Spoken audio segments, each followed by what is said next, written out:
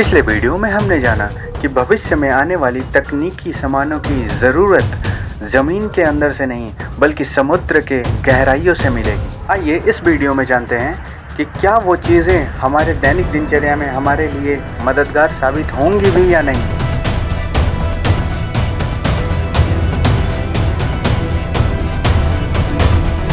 ये है क्या चीज़? ये है पॉलीमेटेलिक नोड्यूल्स। इसमें दो शब्द आते हैं, पॉलीमेटेलिक और नोड्यूल्स।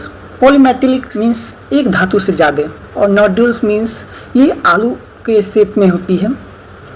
ये हमें समुद्र की 4 से 6 किलोमीटर की गहराइयों पर अंधेरे और ठंड में ये गोल पत्थर जैसा नोड्यूल्स होते हैं। यह कोई साधारण पत्थर नहीं है, यह है mixture of manganese, cobalt, nickel, तांबा आदि धातुओं का भंडार। या वही सारे मेटल्स है जो भविष्य की टेक्नोलॉजी की रीढ़ है। डैट मीन्स यह वही धातु है जो हमें कार वाली बैटरी या मोटरसाइकिल की बैटरी में लगाई जाती है।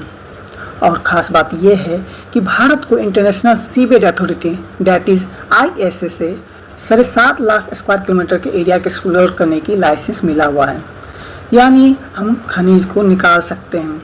और अब बात करते हैं भारत की, क्योंकि ये रेस में सिर्फ यह दर्शक नहीं बल्कि एक बड़ा प्लेयर भी है। रिसेंटली भारत का डीप ओशियन मिशन पूरे जोर पर है।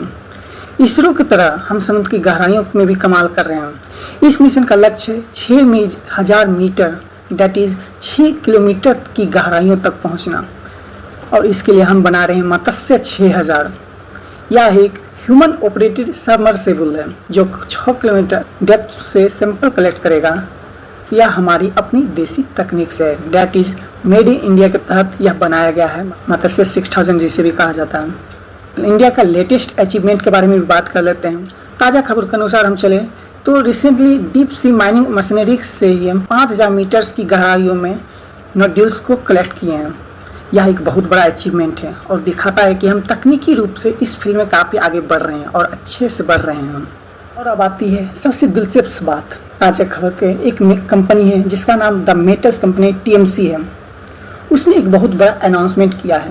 उन्होंने कहा है कि उनकी रिसर्च और टेस्ट में पाया गया है कि समुद्र तल से नोड्यूल्स को इकट्ठा करना जमीन से खनन करने के मुकाबले कहीं ज़्यादा सस्ता और पर्यावरण के लिए बेहतर हो सकता है।